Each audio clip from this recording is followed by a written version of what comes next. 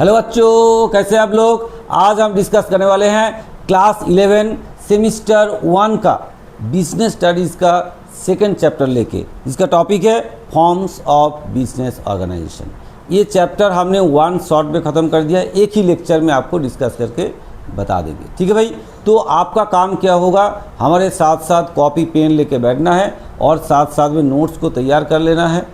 और अगर आपको ये वीडियो अच्छा लगा, आपको हेल्प हुआ, तो ज़रूर दोस्तों को भी हेल्प करना है। इसलिए वीडियो को ज़रूर आपको शेयर करना है, लाइक करना, कमेंट्स करना है। और साथ में अगर चैनल को सब्सक्राइब नहीं किए हैं तो ज़रूर सब्सक्राइब करना है। ठीक है भाई, चलिए फिर स्टार्ट करते हैं आज का topic, forms of business organization. ठीक है, चलिए।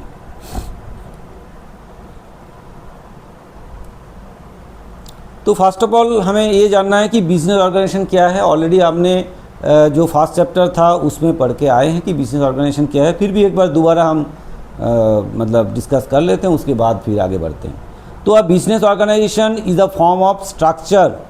बिजनेस ऑर्गेनाइजेशन क्या है, एक forms of structure under which business is established, owned, managed and control.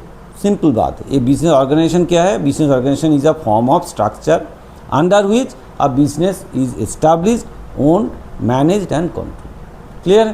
So it determines who owns, मतलब ओनर कौन है, who owner owns the business, who manages, कौन मैनेज करता है बिजनेस को, and how profits are distributed, इसका जो profit है वो किस तरह से डिस्ट्रीब्यूट हो रहा है। मतलब अगर सोल प्रोप्राइटरशिप है तो एक ही व्यक्ति जो मालिक है उसको मिलेगा, अगर पार्टनरशिप है तो पार्टनर के आपस में मिलेगा, अगर कंपनी है तो शेयर होल्डर के आपस में डिस्ट्रीब्यूट होगा। और the extent of liability of owners and how the business can be legally operated. तो लायबिलिटी कितना है बिजनेस का, मतलब बिजनेस का जो ओनर है उनका, और साथ साथ में बिजनेस कैसे लीगली ऑपरेट किया जा रहा है, ये सब चीज़ बिजनेस ऑर्गेनाइजेशन में क्लियर होता है। समझ में आया बिजनेस ऑर्गेनाइजेशन। चलिए, लेकिन हमारा मेन टॉपिक क्या है, फॉर्म्स ऑफ बिजनेस ऑर्गेनाइजेशन। क्या क्या फॉर्म में बिजनेस ऑर्गेनाइजेशन बनता है। चलिए फिर एक एक करके हम डिस्कस करते हैं। तो first of all soul proprietorship business होता है, जो एक ही मालिक होता है, अभी डिस्कस करेंगे हम। पार्टनरशिप हो सकता है, लिमिटेड लायबिलिटी पार्टनरशिप हो सकता है, कोऑपरेटिव सोसाइटी हो सकता है एंड कंपनी हो सकता है। ठीक है, ये पांचों टाइप का मेनली बिजनेस मेजर जो है मेजर बिजनेस फॉर्म्स होता है। अब आप आगे एक एक करके डिस्कस करते हुए चलेंगे। चलिए आगे बढ़ते हैं। द चॉइस, अब देखिए, the choice of particular forms depends upon factors such as capital requirements, size of the business, risk कितना है, लायबिलिटी, मैनेजरियल एबिलिटी कितना है, कंटिन्यूटी कितना रहेगा और लीगल रिक्वायरमेंट्स है। इसी के आधार पे जनरली ये फॉर्म्स ऑफ बिजनेस बनता है। मतलब इसी के ऊपर डिपेंड करके कौन सा फॉर्म में बिजनेस बनेगा वो डिसाइड किया जाता है। क्लियर भाई। आपका MCQ क्वेश्चन बनेगा, जो लोग WB वेस्ट बंगाल बोर्ड का जो सिलेबस हिसाब से अभी आपका फर्स्ट सेम में MCQ क्वेश्चन बनेगा। अगर ये नोट को आप अच्छे तरीके से पढ़ लेते हैं, हमारी बात सुन लेते हैं, वो अगर याद रख लेते हैं, तो फिर भी आपको मैक्सिमम क्वेश्चन कॉमन मिल जाएगा। या नोट को रेडी कर लेंगे, उससे अंदर ही क्वेश्चन आपको मिल जाएगा। ठीक है भाई, चलिए आगे बढ़ते हैं।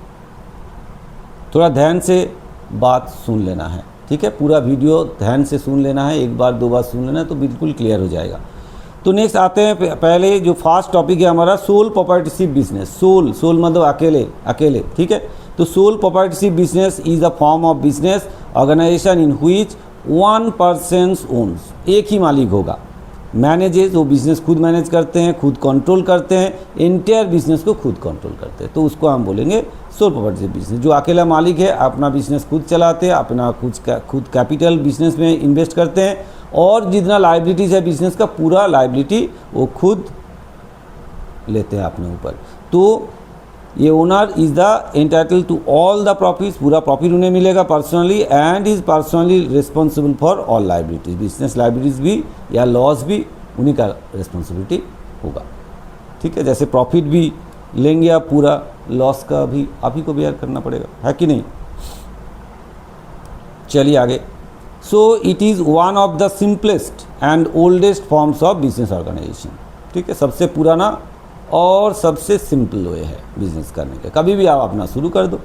जैसे कि ये स्मॉल ग्रोसरी शॉप है, आपकी पाड़ा में कहीं आपके एरिया में ग्रोसरी शॉप है, स्टेशनरी शॉप्स है, ब्यूटी पार्लर है, स्मॉल रेस्टोरेंट है, लोकल रिपेयर शॉप है, स्मॉल रिटेलर बिजनेस, ये सब आपका सोल प्रॉपर्टी से बिजनेस में जनरली बनता है। जहाँ पे कैपिटल कम लगता है, छोटा छोटा ऑर्गेनाइजेशन होता है, तो उसमें अकेले ही चलाते हैं। चलिए, तो इसका फीचर्स क्या है, मेन फीचर्स एक एक करके डिस्कस करें। First of all single ownership, यहाँ पे एक ही एंटायर बिजनेस का एक ही ओनर होता है। सिंगल मैनेजमेंट मीन्स बिजनेस को मैनेज खुद ही, सिंगल जो ओनर है वो खुद ही मैनेज करते हैं। Next, unlimited liability, definitely the liability of the proprietors is unlimited, means if the business assets are insufficient to pay the business debt, his personal asset, his और her भी हो सकता है, कोई लेडीज़ भी तो हो सकता है owner, his personal assets may also be use to meet the liabilities. मतलब अगर आपने बिजनेस किया है, बिजनेस का कोई डेप्ट रह गया, आपका बिजनेस में कुछ पैसा है बचा नहीं है, तो आपका खुद का कोई प्रॉपर्टी अगर होगा, मकान होगा, बिल्डिंग होगा, मतलब वही बात है, बिल्डिंग होगा या आपका कोई लैंड होगा, आपका घर में कुछ वैल्यूएबल कार वगैरह जो भी होगा, वो प्रॉपर्टी बेच के आपको वो लोन चुकाना पड़ेगा, डेट चुकाना पड़ेगा। भाई इतना लायबिलिटी आपको लेना पड़ेगा। ठीक है, क्लियर। नेक्स्ट क्या है, no separate legal entity, actually entity और पर्सन, इसका मतलब है लीगली बिजनेस और बिजनेस का ओनर अलग व्यक्ति नहीं है, बिजनेस का डेप्ट ओनर का ही डेप्ट है। ठीक है, क्लियर। जो प्रोप्राइटर है, प्रोप्राइटर का रिस्पॉन्सिबिलिटी रहेगा बिजनेस का डेप्ट के ऊपर, तो इसका मतलब बिजनेस का डेप्ट मतलब प्रोप्राइटर का डेप्ट। Complete control means the proprietor has complete control over all affairs of business, business का किसी भी बिजनेस की कोई भी डिसीजन लेना है तो पूरा ही कंट्रोल रहेगा किसके पास, ओनर के पास। Next, entire profit belong to proprietor, जितना प्रॉफिट बिजनेस में होगा पूरा प्रॉफिट ओनर का पॉकेट में जाएगा। अकेले है ना, तो ये अकेले प्रोप्राइटर्स है तो उन्हीं के पॉकेट में जाएगा जितना प्रॉफिट होगा। ऐसे ही लॉस भी होगा, वो भी उन्हें बेयर करना पड़ेगा। बात एक ही है, प्रॉफिट हो उन्हें मिलेगा, लॉस होगा उन्हें बेयर करना पड़ेगा। नेक्स्ट है easy formation, it can generally be started with comparatively fewer legal formalities, बहुत सारे कुछ लीगल फॉर्मेलिटीज नहीं है, आप कभी भी चाहे बिजनेस को स्टार्ट कर सकते हैं। ठीक है, तो इजीली आप इसको फॉर्म कर सकते हैं। ठीक है भाई। नेक्स्ट क्या है, business secrecy, definitely since there are no partner or shareholders to whom information has to be regularly disclosed, so business secret can be maintained more easily। आप बिजनेस में कितना प्रॉफिट कमाते हैं, है ना, तो वो बिल्कुल सीक्रेट रहेगा, किसी को नहीं पता चलेगा इजीली, क्योंकि किसी के पास डिस्क्लोज तो करना नहीं है, खुद ही के पास करना है, तो फिर सीक्रेसी मेंटेन रहेगा भाई अपना। Lack of continuity means the continuity of business may be affected. क्यों भाई, क्योंकि अगर जो ओनर है उसका अगर डेथ हो जाते हैं, वो इंसॉल्वेंट हो जाते हैं या इनकैपेसिटी हो जाता है, काम करने का क्षमता नहीं रहता है, तो बिजनेस बंद हो जाएगा। तो ये एक प्रॉब्लम है कि कंटिन्यू रहने का चांसेस कम रहता है, क्योंकि उन्हीं के बाद कोई चलाने वाला होगा नहीं, तो इसलिए हो सकता है बिजनेस डिसकंटिन्यू हो जाए। ठीक है, अब आता है एडवांटेज। भाई इसमें एडवांटेज क्या मिलता है, first of all easy to establish and close, कभी भी आप बिजनेस शुरू करो, कभी भी आप बिजनेस बंद करो, लीगली ज़्यादा कोई झंझट नहीं है आपके पास। नेक्स्ट है क्विक डिसीजन मेकिंग, क्योंकि ओनर खुद अकेले एक ही व्यक्ति है, प्रोप्राइटर खुद ही अपना जो भी बिजनेस का डिसीजन लेना उन्हें खुद को लेना है, तो जो बहुत जल्दी डिसीजन ले सकते हैं। Complete control of the proprietor, मतलब प्रोप्राइटर पूरा बिजनेस को अपने काबू में ही रखते हैं, कोई इधर उधर होने का कोई चांसेस नहीं रहेगा। Entire profit goes to the owner, मतलब जितना प्रॉफिट बनेगा उतना ही प्रोप्राइटर को मिल जाएगा, प्रॉफिट बांटना नहीं है, किसी के साथ शेयर नहीं करना है। ग्रेटर बिजनेस सीक्रेसी, इसमें बिल्कुल सीक्रेसी बरकरार रहेगा, क्योंकि अपने पास ही रहेगा, इसको किसी के साथ भी, पार्टनर के साथ या शेयर होल्डर का किसी के साथ डिस्क्लोज आपको करना नहीं है, क्योंकि आप अकेला मालिक है। तो बिल्कुल सीक्रेसी बरकरार रहेगा।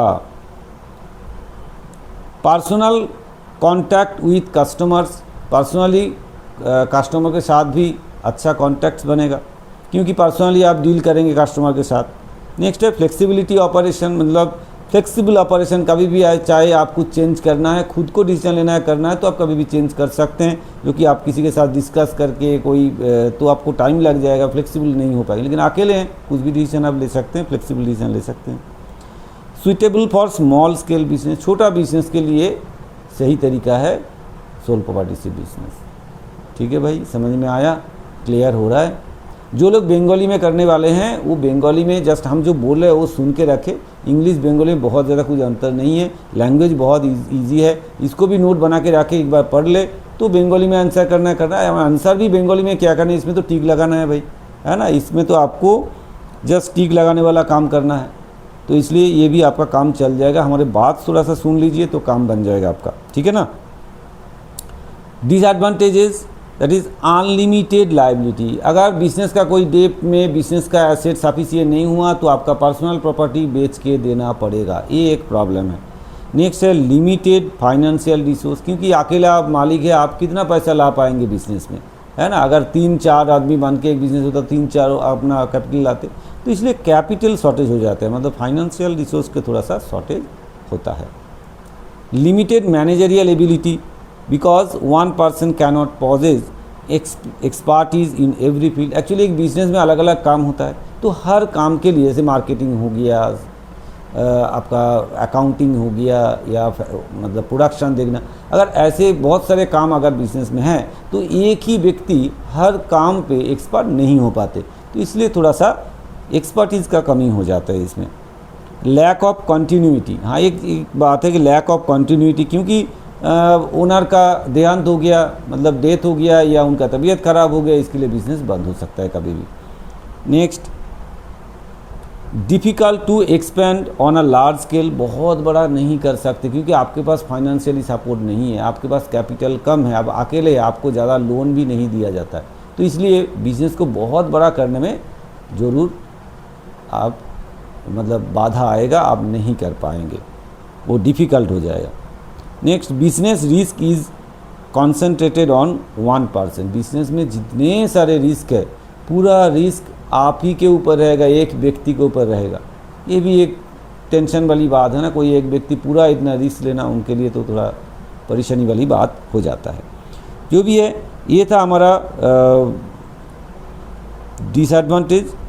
तो इस तरह का जो फार्म है वो कहाँ सूटेबल है, कहाँ एक्चुअली ठीक चल सकते हैं, कौन सा बिजनेस के केस में ये सूटेबल है, ये भी आपको याद रखना है, क्वेश्चन आ सकता है।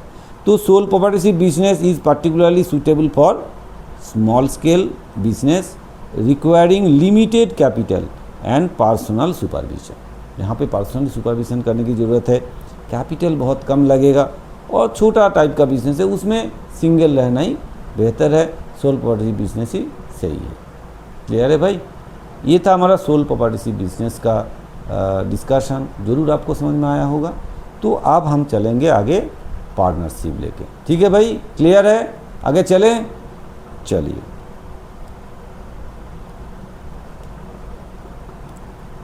नाउ पार्टनरशिप क्या होता है?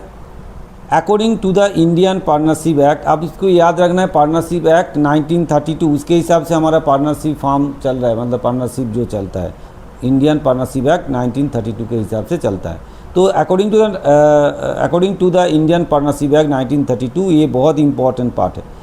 Partnership is the relationship between persons who have agreed to share their profits of a business carried on by all or any one of them acting for all। तो partnership का मतलब according to partnership act 1932 के हिसाब से partnership means एक relationship है between कुछ person के अंदर, है ना, जो बिजनेस अपना मिल के बिजनेस करते हैं और अपना जो प्रॉफिट है उसको बांटते हैं अपने आपस में और बिजनेस को चलाते हैं, कोई एक या सब लोग मिलके एक साथ, ठीक है। तो इसको बोलेंगे हम पार्टनरशिप बिजनेस। क्लियर है? सो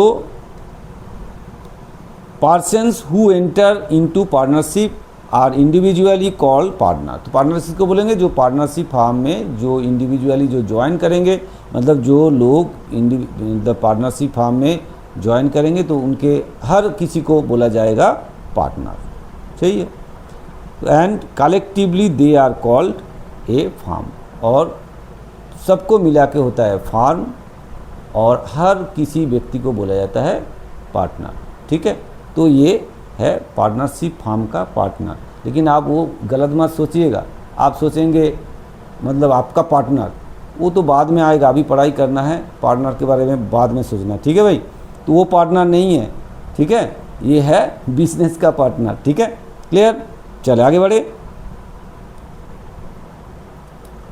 एग्जाम्पल, जैसे कि सपोज ए बी सी तीनों व्यक्ति है, start a business with together and agrees to share its profits. Profit अपना बांटेंगे, एक बिजनेस स्टार्ट किया और प्रॉफिट आप जो भी प्रॉफिट होगा अपना बांटेंगे। So A B C are partners and their business is called partnership firm. तो ए बी सी अलग अलग से एक पार्टनर है, ए पार्टनर है, बी पार्टनर, सी पार्टनर है, और उनको मिला के जो बिजनेस बना है उसको हम बोलेंगे पार्टनरशिप फार्म। Picture clear? ठीक है, चलिए आगे बढ़ते हैं। तो ये पार्टनरशिप फार्म का मेन फीचर्स क्या है भाई? पार्टनरशिप फार्म हम किसको बोलेंगे, जिस क्या क्या फीचर्स रहता है पार्टनरशिप फार्म में? तो यहाँ पे मिनिमम 2%, कोई पार्टनरशिप शुरू करने के लिए मिनिमम 2 व्यक्ति की ज़रूरत पड़ेगा। ठीक है, मिनिमम 2 रहेगा। क्लियर? मिनिमम पार्टनर 2 रहेगा। और एक चीज़ मैं बता दूँ, मैक्सिमम 20, और बैंकिंग के केस में मैक्सिमम 2 रहेगा, सॉरी मैक्सिमम 10। बैंकिंग सेक्टर में 10 और नॉन बैंकिंग सेक्टर में मैक्सिमम 20। क्लियर? चले आगे बढ़े। और मिनिमम तो 2 होना ही चाहिए। Agreement, partnership arises through an agreement between the partners. Partner के आपस में एग्रीमेंट होता है। So the agreement may be oral और written, although written agreements is preferable. Partner के आपस में एक एग्रीमेंट बन के ही बिजनेस शुरू होता है। वो वर्बली हो सकता है या रिटन हो सकता है, लेकिन भाई रिटन ही मतलब प्रेफरेबल होना चाहिए, क्योंकि आप मुंह में मतलब आपस में वर्बली कुछ बातें कर लिए, बाद में हम मतलब मानेंगे नहीं भाई मैंने बोला नहीं था, वो बोलेगा नहीं बोला था। तो रिटन होना ज़रूरी है, वो मतलब होना चाहिए एक्चुअली। ठीक है, नेक्स्ट आता है प्रॉफिट शेयरिंग। भाई partners agrees to share the profits of the business. Definitely जो प्रॉफिट हम लोग मिलके बिजनेस करेंगे, प्रॉफिट होगा तो आपस में बांटेंगे। तो ये प्रॉफिट शेयरिंग रेशियो आपस में खुद डिसाइड करेंगे किस तरह से अपने कौन सा रेशियो में अपने आपस में बांटेंगे, जो कि अपना एग्रीमेंट में वो नॉर्मली स्पेसिफाइज किया जाएगा। प्रॉफिट शेयरिंग रेशियो की होगा, जो उसका जो एग्रीमेंट बनेगा उसमें ज़रूर मेंशन किया जाएगा कि भाई प्रॉफिट शेयरिंग रेशियो क्या होगा। Clear?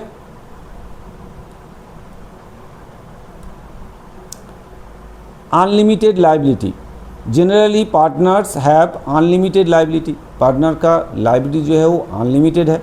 There personal assets may be use to meet the firms debts subject to the law. जैसे आपने देखा सोल प्रोप्राइटरशिप बिजनेस के केस में, अगर पार्टनर्स का अगर लॉस होता है, बिजनेस का कोई लॉस या डेब्ट होता है, अगर बिजनेस का एसेट अवेलेबल नहीं होता है तो उस सोल प्रोप्राइटरशिप जो प्रोप्राइटर है उन्हें देना पड़ता है अपना प्रॉपर्टी बेच के। यहाँ भी पार्टनर को इंडिविजुअली ऐसे ही अनलिमिटेड लाइबिलिटीज़ है, उनको भी इस तरह से अपना प्रॉपर्टी बेच के लाना पड़ेगा अगर एसेट मतलब बिजनेस का एसेट अवेलेबल नहीं है डेब्ट चुकाने के लिए। तो क्लियर है? तो यहाँ पे लाइबिलिटी अनलिमिटेड है। Now mutual agency means this is the very important features of the partnership. Every partner is a both a principal मतलब मेन व्यक्ति है एंड दूसरा एजेंट की तरह काम करते हैं, क्योंकि एक पार्टनर दूसरे एजेंट की बिहाफ में एक्ट करते हैं, है ना। तो इसलिए कभी कभार वो एजेंट की तरह काम करते हैं और कभी कभार वो प्रिंसिपल की तरह काम करते हैं for the purpose of the business. ठीक है, क्लियर है? तो ये म्यूचुअल एजेंसी के ऊपर काम चलता है। जॉइंट ओनरशिप, पार्टनरशिप है भाई। सो business of property is collectively associated with the partners according to the partnership agreement, means arrangement, जो पार्टनरशिप एग्रीमेंट जो बना है, जो अरेंजमेंट बना है, उसके हिसाब से जितना एसेट जो है उनका ओनरशिप कलेक्टिवली जॉइंटली है, किसी अकेला किसी व्यक्ति का नहीं है, किसी पार्टनर का नहीं है। ठीक है भाई। नेक्स्ट क्या बोला गया है, restriction on transfer of interest, means a partner generally cannot transfer is interest in the partnership to the an outsider without the consent of the other parties. मतलब कोई पार्टनर अपना शेयर को किसी बाहर वाले कोई व्यक्ति को बेच नहीं सकते जब तक ये दूसरा जो पार्टनर्स है वो कंसेंट नहीं देते। ठीक है, अपने आपस में चेंज कर सकते हैं, लेन देन कर सकते हैं, लेकिन आउटसाइड द फार्म आप किसी को ट्रांसफ़र नहीं कर सकते, आप किसी को अपना शेयर नहीं बेच सकते। आप ऐसे नहीं कर सकते कि चलो हमारे पास शेयर है 2/5, हम 1/5 अपना दोस्त को बेच दे रहा है, ऐसे आप नहीं कर सकते हैं। ठीक है, चलिए now no separate legal entity और पर्सन, जो भी लीगल एंटिटी होगा in the same sense as the company. मतलब कंपनी में क्या होता है कि कंपनी खुद एक अलग सेपरेट एंटिटी, मतलब एक पर्सन की तरह काम करते हैं, लेकिन पार्टनरशिप फर्म और पार्टनर के आपस में ऐसे सेल्फ एंटिटी नहीं है, जैसे सोल प्रोपर्टीशिप में नहीं था। Partnership, partner and partnership firm दोनों अलग व्यक्ति नहीं है, एक ही व्यक्ति की तरह ट्रीट किया जाएगा, लीगली एक ही व्यक्ति की तरह ट्रीट किया जाएगा। तो पार्टनरशिप फर्म कोई लीगल पर्सन नहीं है, जैसे कंपनी एक लीगल पर्सन है, लेकिन पार्टनरशिप फर्म लीगल पर्सन नहीं है। ठीक है, क्लियर है। चलिए आगे बढ़े। Limited membership means a partnership is generally suitable for relatively small number of person। बहुत कम लोग जनरली इसमें होता है, इसमें बहुत सारे लोग नहीं होते। जैसे अभी आपको हमने बताया कि मतलब इसमें पार्टनर मिनिमम 2 तो होना चाहिए, लेकिन बैंकिंग सेक्टर में मैक्सिमम 10 हो सकता है, और आपका नॉन बैंकिंग सेक्टर में 20। ठीक है, एज पर क्या, एज पर पार्टनरशिप एक्ट। ठीक है, 1932। तो चलिए पार्टनरशिप फर्म का एडवांटेज क्या है वो देखते हैं। एडवांटेज क्या है, उससे पहले थोड़ा सा पानी पी लेते हैं। आप भी पानी पी लीजिए।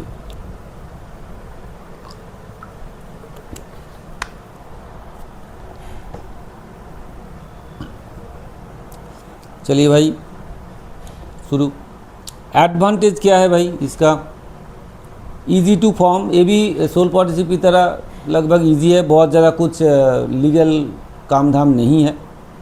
मोर capital can be collected than sole partnership. Sole partnership में अकेला एक ही व्यक्ति का कैपिटल हो सकता था, यहाँ पे 3, 4, 5, 6, 10 बैंकिंग में, और इसमें 20 तक लोग आके अपना कैपिटल इन्वेस्ट कर सकते हैं, तो ज़्यादा कैपिटल मिलने का चांसेस है। कॉम्बाइन नॉलेज और स्किल ऑफ पार्टनर, देखो पार्टनर अलग अलग फील्ड में एक्सपर्ट होगा तो अलग अलग फील्ड देखते रहेंगे, तो कंबाइन करके काम करेंगे तो अच्छा बेहतर बनेगा बिजनेस। शेयरिंग ऑफ रिस्क, जो बिजनेस का टोटल रिस्क है वो पार्टनर के आपस में बांट जाएगा, मतलब डिस्ट्रीब्यूट हो जाएगा। डिवीजन ऑफ वर्क, पार्टनर जो फार्म का जो काम है वो काम को आपस में पार्टनर लोग डिवीजन कर लेगा, डिवाइड कर लेगा। ये काम करे, परचेज का काम करेगा, ये प्रोडक्शन का काम देखेगा, ये मार्केटिंग का काम देखेगा, तो ये इस तरह से काम को अलग अलग तरीके से बांट सकते हैं। नेक्स्ट है फ्लेक्सिबिलिटी इन ऑपरेशंस। डेफिनेटली जो काम है उस मतलब ऑपरेशन फ्लेक्सिबिलिटी है, चाहे तो चेंज कर सकते हैं, क्योंकि यहाँ पे बहुत ज़्यादा लोग नहीं है जितने पार्टनर से आपस में डिस्कस करके चेंज कर सकते हैं। नेक्स्ट है बेटर सुपरविजन एंड मैनेजमेंट, क्योंकि इसमें अलग अलग व्यक्ति जो अलग अलग जो पार्टनर है अलग अलग फील्ड में अगर उनका नॉलेज है, मैनेज करने का क्षमता है, तो सब मिल के बिजनेस को अच्छे तरीके से मैनेज कर सकते हैं। नेक्स्ट है relatively fewer formalities then a company. Company के केस में बहुत सारे फॉर्मेलिटीज़ होता है, कंपनी इनकॉर्पोरेट करने के लिए, उसके बाद कंपनी चलाने के लिए भी बहुत सारे फॉर्मेलिटीज़ पूरा करना पड़ता है और मेंटेन करना पड़ता है। उस हिसाब से पार्टनरशिप फर्म में उस फॉर्मेलिटी से काफ़ी कम फॉर्मेलिटीज़ है, बहुत ज़्यादा कुछ फॉर्मेलिटीज़ नहीं है, लीगल फॉर्मेलिटीज बहुत कम है। जैसे एडवांटेज है, कुछ डिसएडवांटेज तो रहेगा ही भाई, है ना। कोई भी एडवांटेज है तो उसके पीछे कुछ डिसएडवांटेज रहेगा, ठीक है। तो देखते हैं डिसएडवांटेज क्या क्या है। जैसे कि अनलिमिटेड लायबिलिटी, इनका भी सेम सोल पार्टनरशिप की तरह अनलिमिटेड लायबिलिटी, अपना प्रॉपर्टी बेच के देना पड़ेगा, बिजनेस का डेट चुकाना पड़ेगा। Personality of disputes among partners, कभी कभार पॉसिबिलिटी रॉन्ग हमने पढ़ दिए, possibility of disputes among partner के आपस में जो है किसी का डिसीजन किसी को पसंद नहीं हो सकता है ना, आपस में जो सिद्धांत है वो मैच नहीं हो सकता, तो कभी कभार क्या होता है कि डिस्प्यूट हो सकता है पार्टनर के आपस में। Lack of continuity in certain circumstances, कभी कभी होता है पार्टनर की लड़ाई हो जाते हैं, पार्टनरशिप में पार्टनर के आपस में अगर लड़ाई हो गया तो फिर पार्टनरशिप डिज़ोल्व हो जाएगा। या कभी कभार होता है किसी पार्टनर का देहांत हो गया तो पार्टनरशिप डिज़ोल्व हो गया, या कोई पार्टनर छोड़ना चाहते हैं, अलग होना चाहता है, ऐसी सिचुएशन में पार्टनरशिप फार्म बंद हो सकता है। Limited capital compare with the large company, company के केस में जितना कैपिटल हो सकता है उतना कैपिटल तो आप पार्टनरशिप में नहीं हो सकता है, क्योंकि लिमिटेड आपका पर्सन भी है यहाँ काम करते, तो फिर मतलब जो पार्टनर है लिमिटेड है, तो बहुत ज़्यादा कैपिटल आपका कंपनी की तरह नहीं कर पाएंगे। कंपनी पब्लिक को शेयर इशू करके पैसा ला सकते हैं, है ना, तो ये नहीं कर पाएगा। ठीक है। Transfer of partnership interest is restricted, आप चाहे तो अपना पार्टनर जो है आपका जो शेयर है वो किसी को बेच नहीं सकते, आप चाहे भी बेच नहीं सकते, ठीक है। तो अपना पार्टनर्स जो शेयर्स है वो आप किसी को बेच नहीं सकते। नेक्स्ट है डिसीशंस में be delayed when partners disagree, अगर पार्टनर नहीं चाहे, दूसरा पार्टनर अगर नहीं चाहेगा तो आप अपना शेयर को किसी और को क्या मतलब ओहो सॉरी हमने कुछ गलत बोल दिया। डिसीजन में भी डिलेड व्हेन पार्टनर्स डिसएग्री, मतलब किसी केस में पार्टनर्स लोग एग्री नहीं करेगा, आप कुछ बोलना चाह रहे हो वो लोग नहीं मानना चाहते, तो इस केस में आपस में अगर डिसएग्री होता है तो कोई भी डिसीजन में बहुत डिले हो जाते हैं, सिद्धांत लेने में समय लग जाते हैं।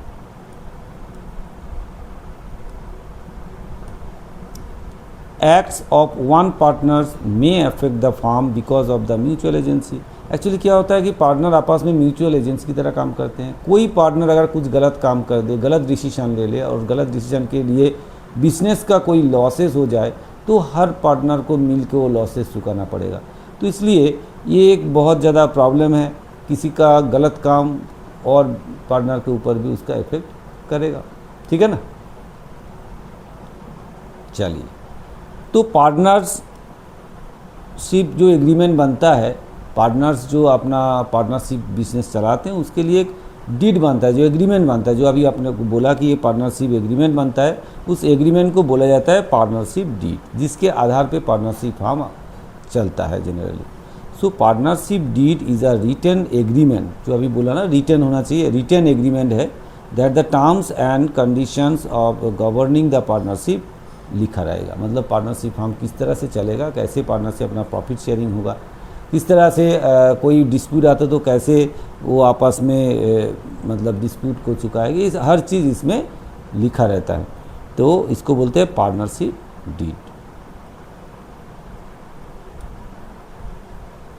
तो इसमें क्या क्या रहेगा, पार्टनरशिप डीड में क्या क्या रहता है, name and address of the firm, firm का नाम एंड एड्रेस रहेगा, names and address of the partner, partner का नाम एंड उनका घर का ठिकाना रहेगा, फिर नेचर ऑफ द बिजनेस, आप किस टाइप का बिजनेस कर रहे हैं वो चीज़ लिखा रहेगा, capital contributed by each partner, कौन सा पार्टनर कितना कैपिटल इन्वेस्ट किए हैं बिजनेस में वो लिखा रहेगा, profit and loss sharing ratio क्या होगा, आपस में प्रॉफिट एंड लॉस को किस शेयर में बांटेगा मतलब ये पार्टनर, वो जरूर यहाँ पे मेंशन होगा, इंटरेस्ट ऑन कैपिटल उन्हें दिया जाएगा कि नहीं वो लिखा रहेगा, दिया जाएगा तो कितना परसेंटेज में, इंटरेस्ट ऑन ड्राइंग उनके ऊपर चार्ज किया जाएगा कि नहीं, अगर होगा तो कितना परसेंटेज में इंटरेस्ट ऑन ड्राइंग होगा, और क्या रहेगा, सैलरी या कमीशन पार्टनर को दिया जाएगा कि नहीं वो लिखा रहेगा, rights and duties of the partner, partner का क्या अधिकार है और क्या कर्तव्य है वो जरूर लिखा रहेगा, admission and retirement of partner, नए कोई पार्टनर को अगर आप बिजनेस में लेते हैं या कोई पार्टनर का रिटायरमेंट होता है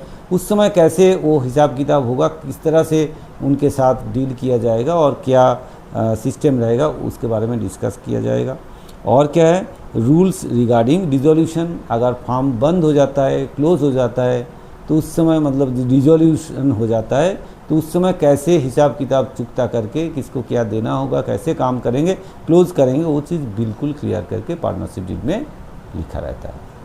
ठीक है भाई, समझा पाया आपको, समझ में आया आपको, आया ना?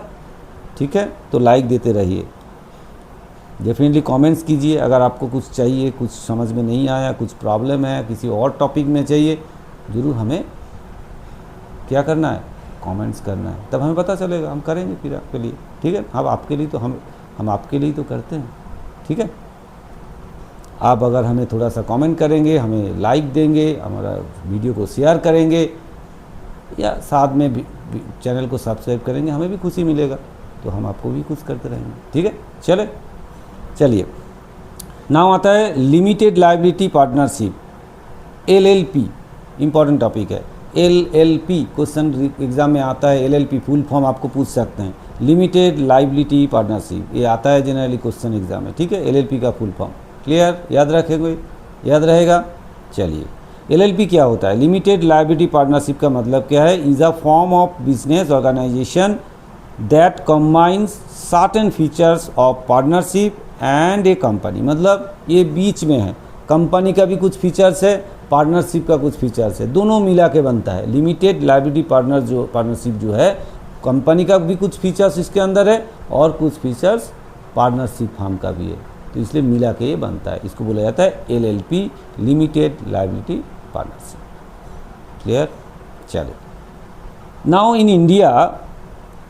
इन India LLP are govern by the limited liability partnership act 2008, इसको भी आपको याद रखना है, ये बहुत ही इंपॉर्टेंट है, ये भी क्वेश्चन आपका एग्जाम में आ सकता है। लिमिटेड लायबिलिटी पार्टनरशिप फर्म जो गवर्न कौन करता है?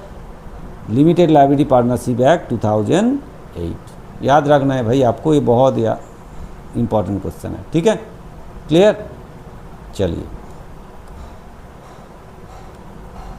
now it provides the flexibility of partnership along with the advantage of limited liability। ठीक है, इसमें क्या होता है, पार्टनरशिप को एक फ्लेक्सिबिलिटी देते हैं पार्टनरशिप को कि along with advantage of limited liability, मतलब अगर बिजनेस का कोई डेप्ट वगैरह हुआ तो अपना प्रॉपर्टी बेच के नहीं देना पड़ेगा पार्टनर को, एक सेफ साइड होता है ना इसमें।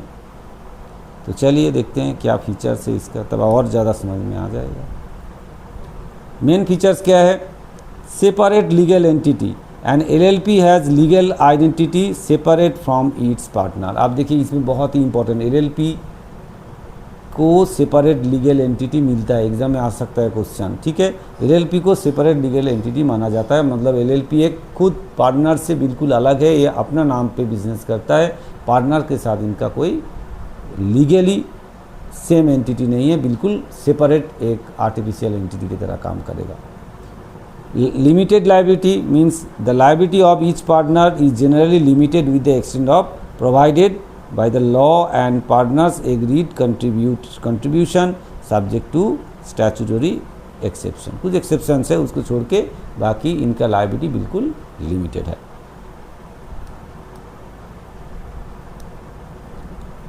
Perpetual succession, generally LLP is continue even if there is a change in its partner change हो जाए, किसी पार्टनर का देहांत भी हो जाए, इसके लिए बिजनेस बंद नहीं होगा, मतलब वन टाइप ऑफ कंपनीज का जो फीचर्स है वो मुझे मिलता है।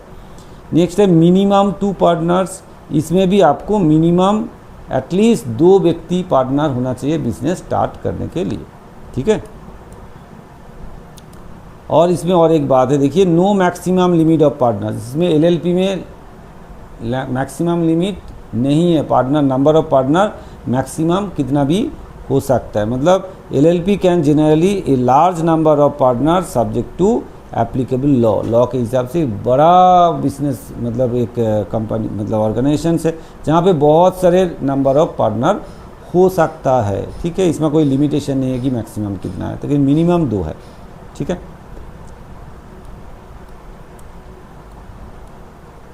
Flexible management, partners can organize the internal management of the LPP through an LPP agreement। LPP agreement के द्वारा पार्टनर आपस में बिजनेस को इंटरनली मैनेज कर सकते हैं।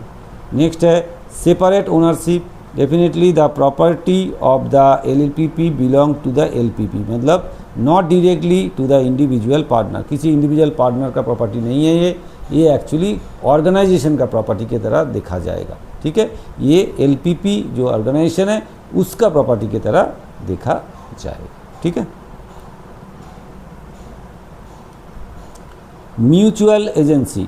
Mutual agency is restricted, means A partner is an agent of LPP but generally not an agent of the other partner. इसमें LPP का एजेंट के हिसाब से काम करेगा, मतलब ऑर्गेनाइजेशन का एक एजेंट है लेकिन दूसरे पार्टनर का एजेंट नहीं है।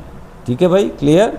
एक पार्टनर दूसरे पार्टनर का एजेंट नहीं है, ये सिर्फ ऑर्गेनाइजेशन का मतलब LPP का एजेंट की तरह काम करेगा। ये पार्टनरशिप से थोड़ा अलग है। ठीक है,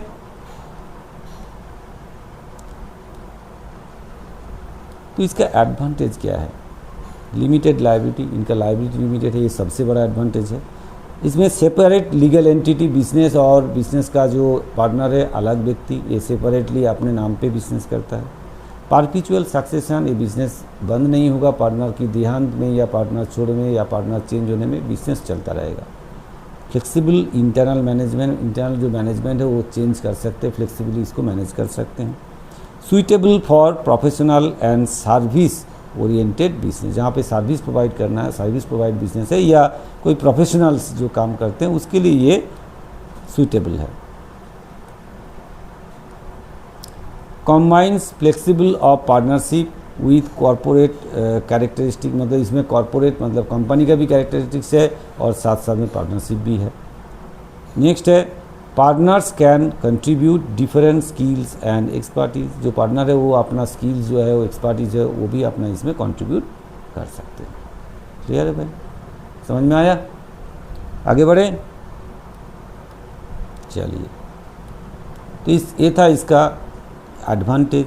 अब आते हैं डिसएडवांटेज क्या है। भाई किसी का एडवांटेज है तो उसका डिसएडवांटेज भी होगा, कुछ ना कुछ तो डिसएडवांटेज होता ही है कि नहीं?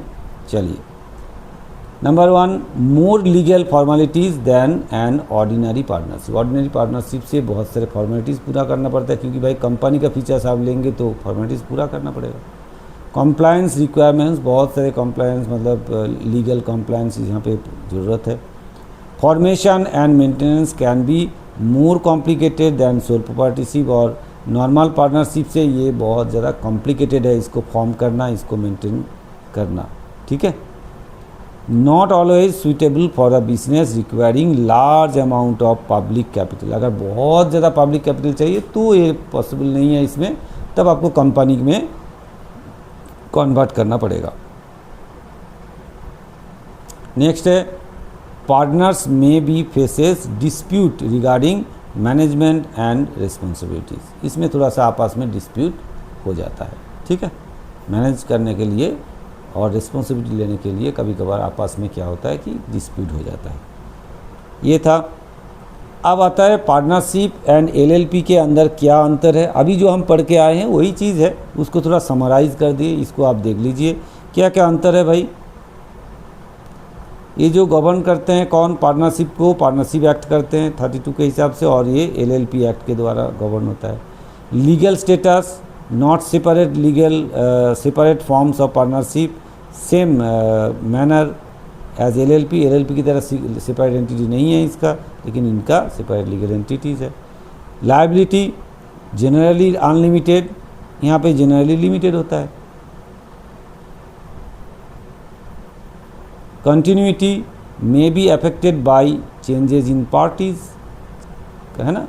ये कंटिन्यूटी चाहे तो मतलब कभी भी बंद कर सकते हैं, कंटिन्यू कर सकते हैं, लेकिन ये परपेचुअल है, ये चलता रहेगा। मैनेजमेंट इसमें पार्टनरशिप एग्रीमेंट के द्वारा चलते हैं और यहाँ पे LLP एग्रीमेंट के द्वारा चलते हैं। Agency, partners are agents of one another and the firm, यहाँ पे सिर्फ partners is the agent of LLP not normally of other partner, ये इसके साथ अंतर है। ठीक है, क्लियर है, समझ में आ रहा है, बातें हमारा सुन रहे हैं ना, तो ज़रूर याद रह जाएगा। ठीक है, क्लियर, आगे चले, समझ में आया? क्लियर हुआ? क्लियर? पार्टनरशिप थोड़ा बड़ा था, लंबा था, बहुत कुछ था इसके अंदर। क्लियर? चलिए और आगे बढ़ते हैं।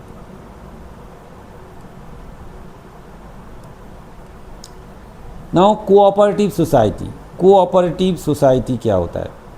ठीक है, cooperative society is a voluntary association of persons who come together to achieve a common economic और social objective through mutual operations. क्या बोला गया है? कोऑपरेटिव सोसाइटी एक वॉलंटरी एसोसिएशन है, मतलब अपना खुद से मिलके करते हैं, जनरली किसी को प्रेशराइज करके नहीं, वॉलंटियरी अपना इच्छा हुआ तो क्यों करते हैं भाई?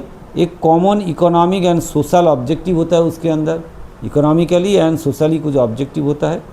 थ्रू म्यूचुअल कोऑपरेशन, आपस में मिल बांट के एक चीज़ किया जाता है, एक ऑर्गेनाइजेशन बनाया जाता है। तो इसका मेन फंडा क्या है भाई? इसमें मेन फंडा क्या है? इसमें मेन फंडा क्या है? Each for all and all for each. हर लोग सबके लिए और सब लोग हर किसी के लिए। ये है इनका मेन कोऑपरेटिव सोसाइटी का बेसिक प्रिंसिपल। ठीक है, सब लोग सबके लिए है। ठीक है भाई। So the primary objective is generally service to members rather than maximum profit. इसमें मेन मोटो जो है वो सर्विस प्रोवाइड करना। किसको सर्विस प्रोवाइड करना? सबको। प्रॉफिट की मेन मोटिव नहीं है कि मेंबर को सर्विस प्रोवाइड किया जाए, उसमें अगर कुछ प्रॉफिट आए तो अलग बात है, अदरवाइज प्रॉफिट इनका मेन मोटो नहीं है। मेन मोटो है सर्विस प्रोवाइड करना मेंबर को। ठीक है, जैसे एग्जाम्पल कुछ ऐसे सोसाइटीज़ है, ऐसे कोऑपरेटिव सोसाइटीज़ है, उसका एग्जाम्पल देते हैं। जैसे कि कंज्यूमर कोऑपरेटिव सोसाइटीज़ होता है, ध्यान रखना ऐसे क्वेश्चन आ सकता है आपके एग्जाम, एक एमसीक्यू में पूछ सकते हैं। एग्रीकल्चरल कोऑपरेटिव सोसाइटीज़ है, क्रेडिट कोऑपरेटिव सोसाइटीज़ होते हैं, हाउसिंग कोऑपरेटिव सोसाइटीज़ होते हैं, फिर daily cooperative societies and daily नहीं, डायरी कोऑपरेटिव सोसाइटी। जैसे अमूल है, अमूल आपका डायरी कोऑपरेटिव सोसाइटी के द्वारा बना है, अब इतना बड़ा ऑर्गेनाइजेशन है वो। ठीक है, और मार्केटिंग कोऑपरेटिव सोसाइटीज़। क्लियर है भाई? अब थोड़ा सा इसके बारे में आप थोड़ा सा एक बता दें इसको आपके बारे में। जैसे कि कंज्यूमर कोऑपरेटिव सोसाइटीज़ क्या होता है? एक्चुअली बहुत लोग मिलके, कंज्यूमर मिलके एक साथ, मानिए कि कोई चीज़ खरीदना है, अकेला खरीदेंगे तो आपको ज़्यादा प्राइस में खरीदना पड़ेगा। आप एक साथ किसी ऑर्गेनाइजेशन में खरीद के लाते हैं, फिर उसके बाद आपस में बड़ी सस्ते में, मतलब कम प्रॉफिट के रेट में आपस में बांट लेते हैं। तो इस तरह से कंज्यूमर कोऑपरेटिव सोसाइटीज़ का काम होता है। नेक्स्ट होता है एग्रीकल्चरल कोऑपरेटिव सोसाइटी, जो खेती वगैरह करते हैं, वो लोग मिल के एक साथ होके काम करते हैं, तो उन्हें लोन भी इजीली मिलता है, या कुछ एग्रीकल्चरल जो चीज़ चाहिए खरीदना होता है वो इजीली खरीद सकते हैं, और अपना जो प्रोडक्ट वगैरह है वो जो खेती करके जो सब्जी वगैरह जो भी होता है उसको बेचने भी इजी हो जाता है। नेक्स्ट होता है क्रेडिट कोऑपरेटिव सोसाइटी। ये क्या करते हैं? आपस में पैसा जो उठाते हैं, फिर आपस में अपने आप को लोन देते रहते हैं सदस्य को, तो कम रेट का इंटरेस्ट में लोन देते हैं, है ना। इस तरह से आपस में हेल्प करते हैं। हाउसिंग कोऑपरेटिव सोसाइटी, जो कि बहुत सस्ते में अपना मेंबर को बिल्डिंग बना के, फ्लैट बना के बेच सकते हैं। और डेयरी कोऑपरेटिव सोसाइटी आप देख ही रहे हैं, जैसे अमूल वगैरह इस तरह का ऑर्गेनाइजेशन है जो आप कहाँ कहाँ पहुँच गए हैं।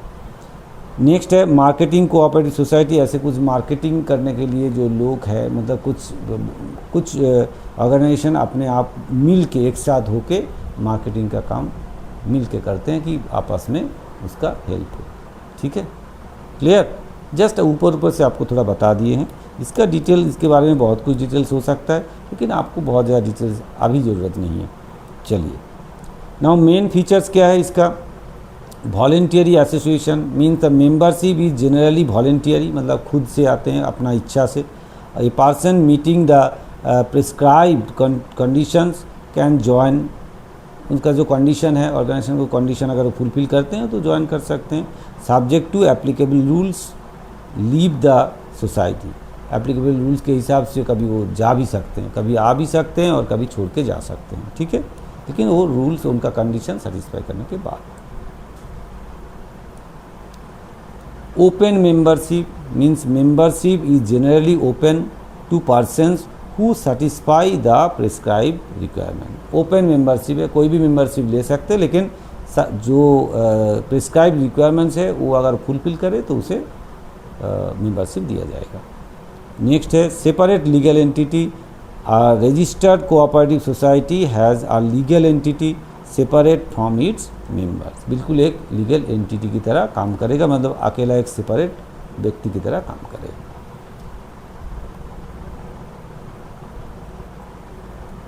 Democratic management means cooperative generally follow the principle of one member one vote. ये भी क्वेश्चन हो सकता है एग्जाम में। One member one vote principle जो है वो फॉलो करते हैं। जितने मेंबर है सब लोगों का एक एक करके उनका वोट होगा। कितना उसने कंट्रीब्यूट किए हैं उसमें कोई मैटर नहीं है, कंट्रीब्यूशन की यहाँ पे कोई मैटर नहीं है। जितने लोग हैं सबका एक ही वोट रहता है। ठीक है, क्लियर है। तो ये डेमोक्रेटिक मैनेजमेंट चलाते हैं। Service motive, the primary objective is to provide service and benefits to the members. Mainly service provide करने के लिए होता है ये, और डेफिनेटली मेंबर्स को सर्विस प्रोवाइड करते हैं। Limited liability, membership members liability is generally limited according to the applicable law and rules. Applicable law and rule के हिसाब से ये जनरली क्या होता है कि जो लाइबिलिटी है मेंबर का वो लिमिटेड होता है। ठीक है। Collective ownership, the society is own collectively its members. ठीक है, society collectively own by its member. Society का जो एसेट लाइबिलिटी जो भी है उसका जो ओनरशिप है वो बिल्कुल सोसाइटी का है और कलेक्टिवली सबको मिला के है। Continuity, registered cooperative society has continuity depend on changes in the membership. Membership वगैरह चेंज वगैरह जो भी है इस इंडिपेंडेंट, मतलब मेंबरशिप चेंज हो या कुछ भी हो जाए, किसी मेंबर का देहांत हो जाए, कोई मेंबर छोड़ के जाए, उसके लिए सोसाइटी बंद नहीं होगा अगर वो रजिस्टर्ड सोसाइटी है तो। नेक्स्ट आता है surplus distribution means any surplus may distributed और utilized according to the law and the societies rules rather than simply according to the capital contribution। जो सोसाइटी में जो मतलब सरप्लस मतलब थोड़ा एक्स्ट्रा प्रॉफिट आन हुआ, कि प्रॉफिट नहीं बोलेंगे नहीं, ये एक्चुअली सरप्लस बोलेंगे। जो सरप्लस होगा तो सोसाइटी का जो रूल्स है उस रूल के हिसाब से और लॉ के हिसाब से कुछ पोर्शन मतलब जो मेंबर्स है उनके आपस में जितना कैपिटल कंट्रीब्यूट किए उसके हिसाब से बांटा जाता है, और कुछ पोर्शन डेफिनेटली दोबारा यूटिलाइज किया जाता है बिजनेस को बड़ा करने के लिए। ठीक है, वो रूल्स वाइज होगा। नाउ इसका एडवांटेज क्या है देखते हैं। Easy access to collective resources है ना, इजीली कलेक्टिव रिसोर्स इकट्ठा हो जाएगा, बहुत सारे पैसा एक साथ कर सकते हैं। डेमोक्रेटिक इसका मैनेजमेंट है, सबका वोटाधिकार सेम है, इक्वली है। लिमिटेड लाइबिलिटीज़ है, लाइबिलिटी किसी का अपना प्रॉपर्टी बेच के नहीं देना पड़ेगा डेप्ट के लिए। प्रोमोट्स कोऑपरेशन, इसमें क्या है आपस में कोऑपरेट करके मिलजुल के काम करते हैं। रिड्यूसेस एक्सप्लॉयटेशन बाय इंटरमीडिएटरीज, बीच में कोई आता नहीं है, खुद अपना खरीद के लाते हैं और आपस में बांटते हैं, तो इसमें जो इंटरमीडिएटरीज होता है जो प्रॉफिट कमा के ले जाते हैं वो नहीं कर पाते। और क्या है, provides economic support to weaker section, जो गरीब है जिसका परचेजिंग पावर कम है उन्हें थोड़ा सा सपोर्ट मिल जाता है, सस्ते में सामान मिल जाता है। Encourages self help and mutual assistance, अपने आप को हेल्प करने का मौका मिल जाता है और म्यूचुअल असिस्टेंस भी मिल जाता है आपको। नेक्स्ट है स्टेबल एंड कंटिन्यूअस ऑर्गेनाइजेशन, इस ऑर्गेनाइजेशन जनरली चलते रहते हैं, स्टेबल रहते हैं और कंटिन्यू चलते रहते हैं, इजीली बंद नहीं होता। तो एडवांटेज के साथ साथ डिसएडवांटेज भी है। डिसएडवांटेज क्या है देखते हैं, जैसे कि limited liability, limited availability of capital, जैसे कंपनी की तरह आपके पास पब्लिक का पैसा तो उठा नहीं सकते, तो इसलिए इतना कैपिटल नहीं होगा।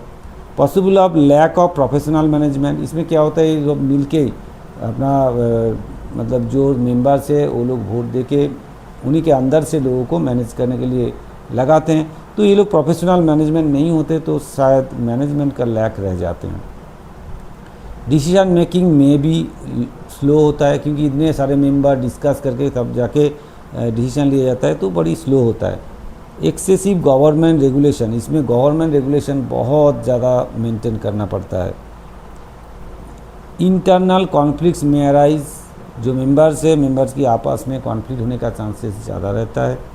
मेंबर्स में समटाइम्स लैक एक्टिव पार्टिसिपेशन, कभी कभार होता है कि मेंबर है मेंबरशिप लेकिन एक्टिवली पार्टिसिपेट नहीं करते हैं। सर्विस मोटिव में reduce emphasize on profitability and expansion, कभी कभार क्या होता है सर्विस मोटिव छोड़ के प्रॉफिट कमाने के चक्कर में भागते हैं और बिजनेस और बड़ा करने के चक्कर में चलते हैं, तो उसमें फिर एक्सप्लॉइट हो जाते हैं, है ना।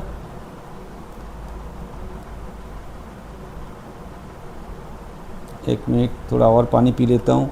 जिसके बारे में आपको पहले बता रहा था उसके बारे में फिर दोबारा हमें यहाँ पे डिटेल में दिया गया, उसके बारे में डिस्कस कर देते हैं।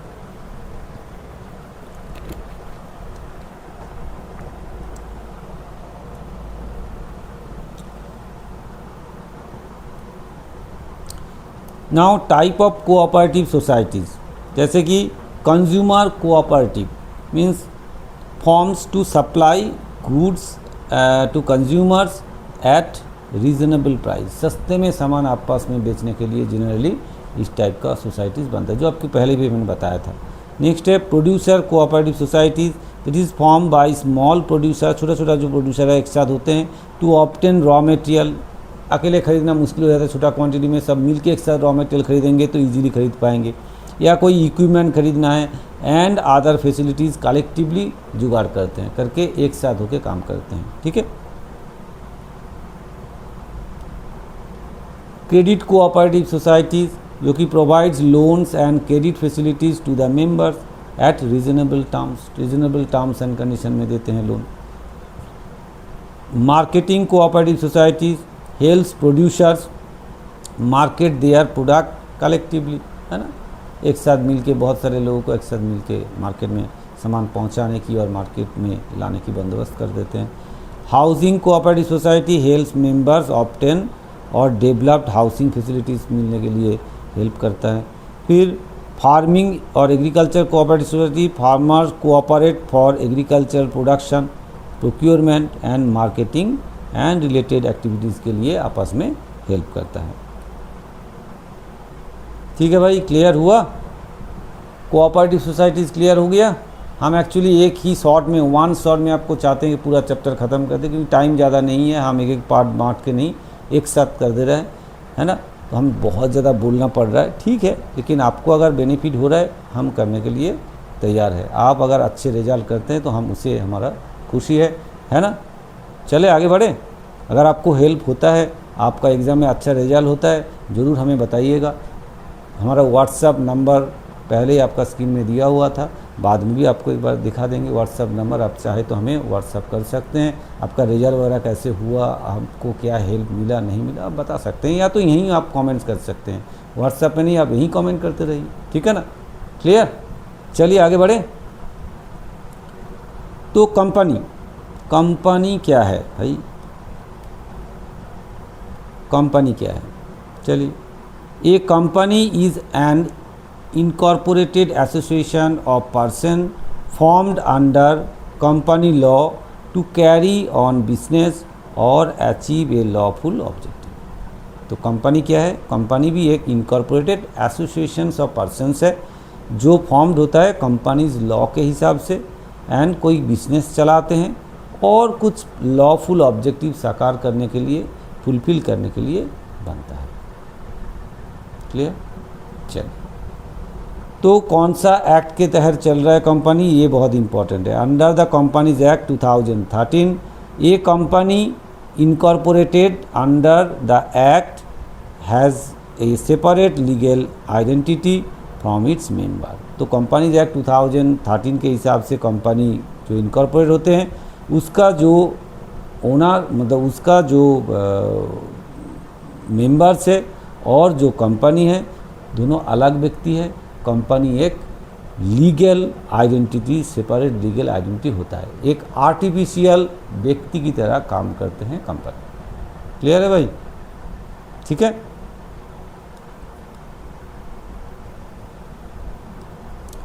ये कंपनी स्पेशली सूटेबल फॉर, कहाँ पे सूटेबल है? लार्ज स्केल बिजनेस एक्टिविटीज़ के केस में कंपनी सूटेबल है। रिक्वायरिंग सस्टेनेबल कैपिटल, क्योंकि सब्सटेंशियल कैपिटल, सॉरी, क्योंकि इसे बहुत कैपिटल चाहिए होता है।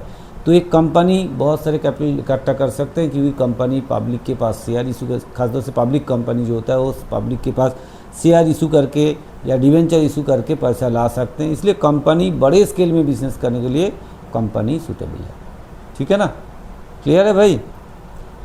चलिए, इसका मेन फीचर्स क्या है देख लेते हैं। क्या मेन फीचर्स है? First of all, separate legal entity. ये company is legally separate from its shareholder, shareholder से बिल्कुल अलग है।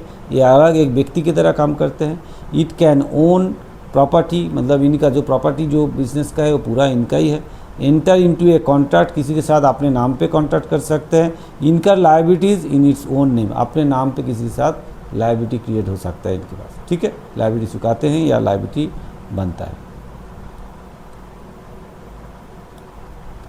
आर्टिफिशियल लीगल पर्सन, ये company is created by law, law के हिसाब से कंपनी बनता है। It does not have any physical body, physically आप किसी को देख नहीं पाएंगे भाई ये कंपनी है, आप जिस व्यक्ति को जैसे देखते हो इंडिविजुअल, ऐसा नहीं है ये। But can perform many legal acts through it's authorised representative, मतलब इनका जो रिप्रेजेंटेटिव रहेगा उसके द्वारा ये जैसे कोई फिजिकल व्यक्ति कर सकते हैं कि कुछ परफॉर्मेंस लीगल कुछ काम एक्ट जैसे कर सकते हैं, वो भी ऐसे कर सकते हैं। तो इसलिए इसको आर्टिफिशियल लीगल पर्सन बोला जाता है। ठीक है भाई, आगे चले। Limited liability in A company limited by shares, share holders limited liability is generally limited to the amount unpaid on the shares held by them।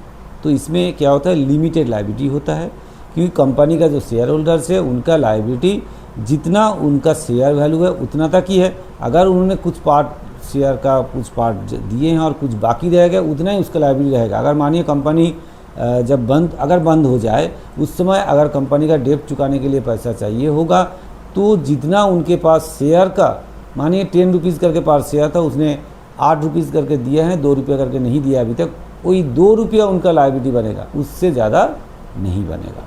ठीक है, क्लियर है?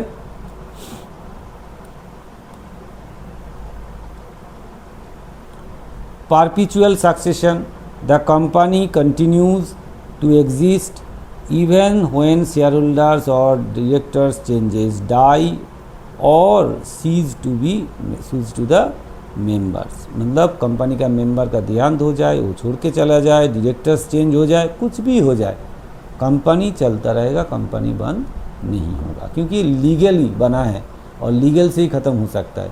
ऐसे कोई कारण में कंपनी बंद नहीं होगा।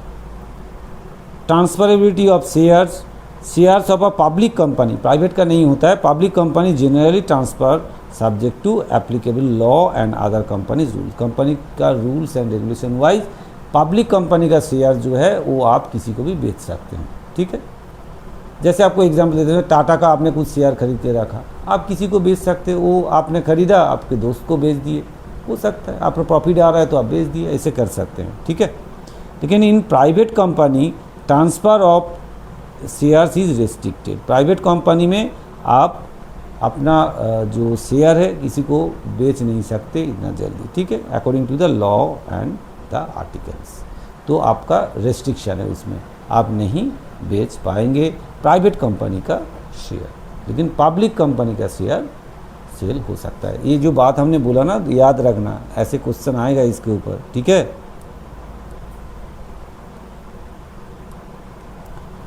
Now separate ownership and management, क्या होता है? Ownership belongs to the share holders while day to day management is generally carried out by directors and professional managers, मतलब प्रोफेशनल मैनेजर्स एंड डायरेक्टर्स है वही बिजनेस चलाते हैं, शेयर होल्डर नहीं चलाते। शेयर होल्डर ओनर है लेकिन चलाते हैं business director and professional managers, जो कि शेयर होल्डर उन्हें इलेक्ट करके लाते हैं वो लोग करते हैं, क्लियर है, लेकिन वो खुद बिजनेस में इन्वॉल्व नहीं होते। लार्ज फाइनेंशियल रिसोर्सेज, डेफिनेटली ये company can mobiles substantial capital, क्योंकि पर्टिकुलरली ये पब्लिक कंपनी, प्राइवेट में फिर भी रेस्ट्रिक्शन है, लेकिन पब्लिक कंपनी पब्लिक को शेयर इशू करके बहुत पैसा ला सकते हैं, फाइनेंस कर सकते हैं। नेक्स्ट है common legal framework, means companies are regulated by companies act 2013 के हिसाब से चलते हैं, एंड अदर एप्लीकेबल लॉज जो है उसके हिसाब से कंपनी चलता है। तो इसलिए एक कॉमन लीगल फ्रेमवर्क के अंदर ही कंपनी को काम करना पड़ता है, क्लियर है।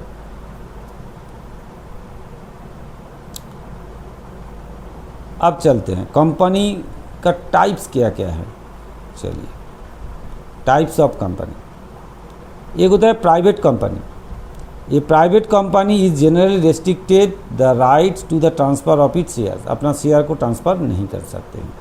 Limited its members and members are subscribe law by law and does not invite the public to subscribe its shares और सिक्योरिटीज़, मतलब इनका जो शेयर है ये पब्लिक के पास सब्सक्राइब नहीं कर सकते, शेयर बेच के पैसा नहीं ला सकते हैं, क्लियर है। प्राइवेट कंपनी पब्लिक को शेयर इशू नहीं कर सकते हैं। इसका फीचर्स क्या है, restriction of transfer of share, जो अभी बताया हमने, no public invitation to subscribe the security, security subscribe करने के लिए प्राइवेट इन्वाइटेशन नहीं कर सकते, suitable for closely held business, है ना, और greater control among the limited group of share holders, ठीक है, अपना कंट्रोल रहता है उसके अंदर। Public company, a public company is generally able to raise capital from the public through securities subject to the requirements of the companies law and securities regulation, law and मतलब companies law and साथ में securities कुछ regulations है, उस regulation के हिसाब से company अपना पब्लिक के पास सिक्योरिटी इशू करके, मतलब शेयर इशू करके या डिवेंचर इशू करके पैसा ला सकते हैं, फाइनेंस कर सकते हैं। फीचर्स क्या है इसका, shares are generally more freely transferable, आप शेयर जो खरीदे आप किसी और को बेच सकते हैं। Can raise substantial capital from investor, investor के पास से मतलब शेयर के बहुत पैसा ला सकते हैं। Generate regularity and disclosure of requirements, उसके रेगुलरली हमारा जो रिक्वायरमेंट्स है उसको डिस्क्लोज करना पड़ेगा, बुक्स ऑफ अकाउंट्स वगैरह डिस्क्लोज करना पड़ता है। Suitable for large scale enterprise, बड़े ऑर्गेनाइजेशन के लिए सूटेबल है, ठीक है।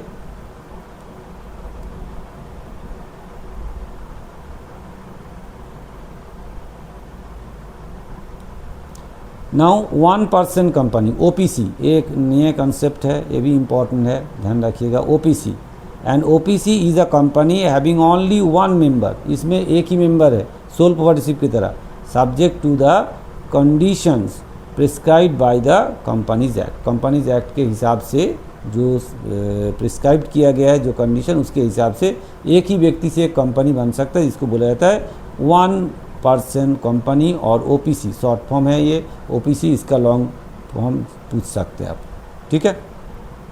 It provides a corporate structure, business आपका कॉरपोरेट स्ट्रक्चर की तरह होगा, टू एन इंडिविजुअल, एक ही व्यक्ति ओनर है लेकिन फिर भी कॉरपोरेट स्ट्रक्चर का बेनिफिट मिलेगा, giving the benefits of associated with incorporation, आप कॉरपोरेट की तरह इनकॉर्पोरेट कर पाएंगे, एंड लिमिटेड लायबिलिटी भी रहेगा, आपका लायबिलिटी भी लिमिटेड रहेगा, लेकिन एक ही व्यक्ति एक कंपनी की तरह काम कर सकते हैं, ठीक है भाई। इसको हम बोलेंगे OPC, clear.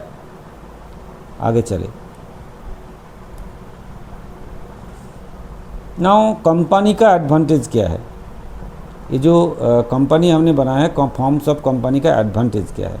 First of all limited liability होता है, members generally enjoy protection from the personal liability, क्योंकि अपना प्रॉपर्टी बेचना नहीं पड़ेगा कम से कम, तो ये एक बेनिफिट है। Large capital, company can mobile ये सब्सटेंशियल कैपिटल, खासतौर से पब्लिक कंपनी जो है वो शेयर इशू वगैरह करके, सिक्योरिटीज इशू करके पब्लिक को सब्सक्राइब करके पैसा ला सकते हैं। Perpetual succession, generally existence of the company is not dependent on upon the life of any members. कोई मेंबर का लाइफ मतलब देहांत हो जाए, रिटायर्ड हो जाए, उसके लिए फ़र्क नहीं पड़ेगा। Separate legal entity, the company can own assets and incur liabilities in is own name. अपना नाम पे एसेट एंड लाइबिलिटी होल्ड कर सकते हैं। नेक्स्ट है professional management, large companies can appoint specialist and professional managers. उनके पास बहुत पैसा है भाई, वो स्पेशलिस्ट लोगों को लाएंगे, बहुत ज़्यादा सैलरी दे के, तनख्वाह दे के काम पे लगा सकते हैं, तो इसलिए बिजनेस भी अच्छे तरीके से चलता है। Expansion, the company form is suitable for large scale expansion, है ना, बहुत बड़ा बिजनेस करने के लिए कंपनी फॉर्म सही है। और कंपनी के पास पैसा भी बहुत होता है तो एक्सपेंड कर सकते हैं। नेक्स्ट है transferability of ownership, ownership can generally be transferred through the share subject to the legal restriction. कुछ लीगल रिस्ट्रिक्शन है, उसको मेंटेन करके आप अपना शेयर किसी और को बेच के ओनरशिप चेंज कर सकते हैं, खासतौर से पब्लिक कंपनी के साथ। अब डिसएडवांटेज क्या है भाई, disadvantage of the companies form, जैसे कि फॉर्मेशन इन्वॉल्व मोर लीगल फॉर्मेलिटी। आप चाहे तो आज ही कंपनी बना दी, ऐसा नहीं हो पाता है, बहुत फॉर्मेलिटीज़ पूरा करना पड़ता है। ग्रेटर गवर्नमेंट रेगुलेशन, गवर्नमेंट बहुत तरीके से कंपनी को कंट्रोल में रखता है, बहुत रूल्स रेगुलेशन फॉलो करना पड़ता है। हायर कंप्लायंस कॉस्ट, है ना, लीगल कॉस्ट बहुत ज़्यादा पड़ता है, मतलब बहुत सारे पेपर वर्क वगैरह मेंटेनेंस रखना पड़ता है, कॉस्टिंग भी बहुत है। Less secrecy because disclosure of requirement, आपको अकाउंट बुक्स और अकाउंट्स वगैरह पब्लिक के पास डिस्क्लोज करना पड़ता है, तो इसलिए सीक्रेसी बरकरार नहीं रहता है। Decision making can be slower, क्योंकि बहुत सारे मेंबर्स है तो मीटिंग करना पड़ता है, फिर उसके बाद कोई भी सिद्धांत में आना पड़ता है, तो बहुत डिले होता है डिसीजन में। Separate between ownership and management में क्रिएट कॉन्फ्लिक्ट।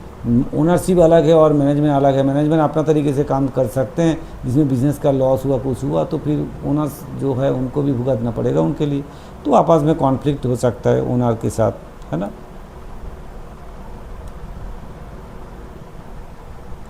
जैसे small investors may have limited influence over management, छोटा जो इन्वेस्टर है मैनेजमेंट में उनका ज़्यादा हक नहीं रहता, जिनके पास जो ज़्यादा पैसा इन्वेस्ट किए हैं, ज़्यादा शेयर खरीदे, उनका चलता रहता है ना।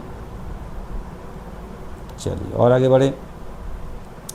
Now comparison of forms of business, forms of business के आपस में थोड़ा सा कंपैरिजन किया जाए।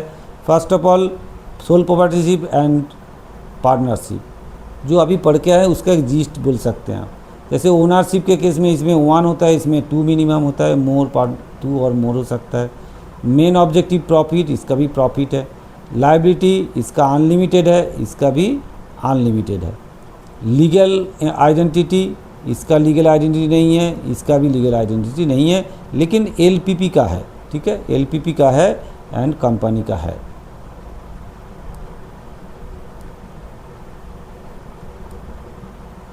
मैनेजमेंट कौन करता है, मैनेज कौन करता है, यहाँ प्रोप्राइटर, यहाँ पार्टनर। कंटिन्यूटी लिमिटेड है, may be affected by changes. फिर कैपिटल यहाँ लिमिटेड है, यहाँ पे मोर देन सोल ट्रेडर से ज़्यादा होता है।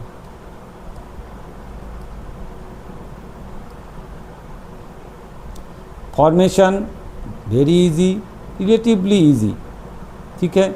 और डिसीजन मेकिंग वेरी क्विक होगा, यहाँ पे जनरली क्विक होता है, लेकिन उससे ज़्यादा क्विक सोल प्रोप्राइटरशिप में होता है। सूटेबल फॉर स्मॉल बिजनेस, यहाँ स्मॉल एंड मीडियम बिजनेस दोनों की तरह पार्टनरशिप आपको सूटेबल होता है। क्लियर हो गया, आगे चले।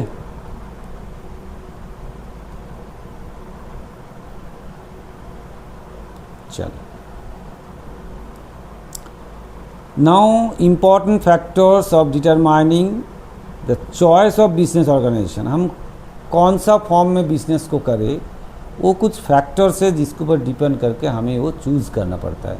कौन सा है वो फैक्टर जिसके ऊपर हम बेस करके चूज़ करते हैं, चलिए देखते हैं। First of all nature of the business, A small retail business may be suitable for soul proprietorship या पार्टनरशिप, है कि नहीं। So while a large manufacturing enterprises में रिक्वायर्ड कंपनी, अगर बहुत बड़ा कंपनी है तो उन्हें मैन्युफैक्चरिंग कंपनी, उनमें कंपनी होना चाहिए। और छोटा सा एक बिजनेस जो रिटेल बिजनेस करते हैं वो पार्टनर मतलब सोल प्रोप्राइटरशिप या मैक्सिमम पार्टनरशिप में ही सही है। Scale of operation, small business usually simpler forms होना चाहिए, और एज लार्ज बिजनेस होगा तो need organizational capable for raising substantial capital. उसके हिसाब से हमें ऑर्गेनाइजेशन चूज़ करना पड़ेगा, फॉर्म चूज़ करना पड़ेगा। Capital requirement, if the business require large capital then partnership, LLP और कंपनी होना चाहिए, या मे बी मोर सूटेबल होना, मतलब इसमें से कोई मोर सूटेबल होगा। मतलब कैपिटल रिक्वायरमेंट के हिसाब से सूटेबिलिटी चूज़ करना पड़ेगा आपको, कौन सा फॉर्म बनाएंगे। Degree of risk, if business risk is high and organisations offering limited liability में बी प्रेफर, है ना, उस केस में कंपनी या एलपीपी सही रहेगा। Degree of control, if the owner wants complete control then sole proprietorship सही है। अगर पूरा कंट्रोल हमारे पास रहेगा तब तो भाई सोल प्रोप्राइटरशिप ही सही है। कंटिन्यूटी, अगर business requires long term continuity then we prefer LLP या कोऑपरेटिव या तो कंपनी सही है, क्योंकि ये लॉन्ग टाइम में परपेचुअली चलता रहेगा, ये कभी बंद नहीं होगा। ठीक है। Managerial requirements, where specialize managerial skills are necessary, a company और एलएलपी में बी द सुटेबल। कंपनी या एलएलपी होगा तो फिर ये चीज़ आपको मिल सकता है, क्योंकि उनके पास पैसा ज़्यादा होगा, वो अच्छा प्रोफेशनल को ला पाएंगे काम पे। नेक्स्ट है लीगल फॉर्मेलिटीज़। तो sole proprietorship involves relatively fewer formalities. Generally legal formalities sole proprietorship बहुत ही कम है, व्हेयरएज एलएलपी के केस में या कोऑपरेटिव या तो कंपनी के केस में बहुत सारे लीगल कंप्लायंस है। अगर आप लीगल फॉर्मेलिटीज से भागना चाहते हैं तो सोल प्रोप्राइटरशिप बनाइए, अगर लीगल फॉर्मेलिटीज पूरा करना चाहते हैं, अब उसका झेल पाते हैं तो बड़े कंपनी बनाइए या एलएलपी बनाइए। Flexibility, sole proprietorship and partnership generally provides greater flexibility. अभी चेंज कर सकते, कभी भी डिसीजन अपना चेंज कर सकते हैं, अपने तरीके से चल सकते हैं, जो कि कंपनी में एलएलपी में नहीं हो पाएगा। नेक्स्ट है cost of formation and operations. The entrepreneurs should compare the registration, compliance and operating cost before choosing the form. भाई इतने सारे कॉस्ट है, आप इसको चूज़ कर देखिए किस में आपको सही बनता है, अब उस तरह से बिजनेस कीजिए, उस तरह का फॉर्म आप चूज़ करिए और अपना बिजनेस चलाइए। तो आप आगे चलते हैं भाई, पूरा हमने जो जो फॉर्म्स था उसके बारे में आपके साथ डिस्कस कर दिए हैं।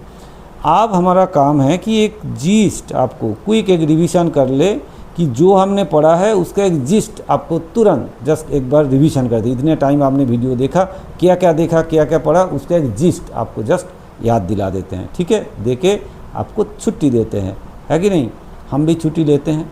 चलिए, क्या बोला गया क्विक रिवीजन में? First of all sole proprietorship क्या है? वन ओनर होगा, कंप्लीट कंट्रोल रहेगा, अनलिमिटेड लायबिलिटी रहेगा, जस्ट इसको याद रखिए। पार्टनरशिप 2 और मोर पर्सन्स होगा, प्रॉफिट शेयर करना पड़ेगा, म्यूचुअल एजेंसी रहेगा और जनरली अनलिमिटेड लायबिलिटी रहेगा। ठीक है, क्लियर है। एलएलपी पार्टनरशिप फ्लेक्सिबिलिटी रहेगा plus limited company, partnership flexibility plus limited liability दोनों आपको साथ जुड़ जाएगा।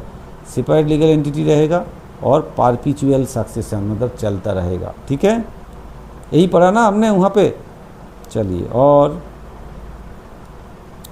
कोऑपरेटिव सोसाइटी वॉलंटरी एसोसिएशंस है, फिर म्यूचुअल बेनिफिट आपस में सबको सुविधाएं मिलेगा, 1 मेंबर 1 वोट का ऑप्शन रहेगा और सर्विस मोटिव है, मेन प्रॉफिट मोटिव नहीं, इसमें सर्विस मोटिव है। नेक्स्ट है कंपनी इनकॉर्पोरेटेड एसोसिएशंस है, सेपरेट लीगल एंटिटी है इसका, लिमिटेड लायबिलिटीज़ है, परपेचुअल सक्सेशन मतलब चलता रहेगा और लार्ज कैपिटल इकट्ठा कर सकते हैं। ठीक है, नाउ मोस्ट इम्पॉर्टेंट कुछ डिफरेंस आपको याद रखना है। ठीक है, sole proprietorship 1 owner, partnership partner share profits and have a mutual agency, then LLP partnership structures with limited liability, partnership का स्ट्रक्चर लेकिन लिमिटेड लायबिलिटी मिलेगा। एंड सेपरेट लीगल एंटिटी और पर्सनैलिटी होगा। नेक्स्ट है cooperative, members oriented and democratic organization से, ठीक है। और company separate legal entity with limited liability and perpetual succession, ठीक है भाई। ये जो जिस्ट आपको याद दिला दिए, जो भी आप पढ़ के आए हैं उसका एक छोटा सा जिस्ट आपको हमने समझा दिए हैं। अभी ये हमारा लेक्चर यहाँ ख़त्म होता है, पूरा चैप्टर हमने ख़त्म कर दिया है।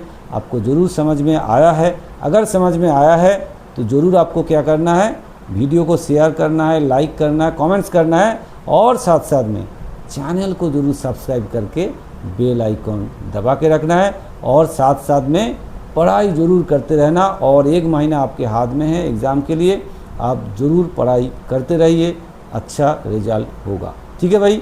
फिर मिलेंगे नेक्स्ट वीडियो में, तब तक आप लोग पढ़ाई जारी रखें। Thank you.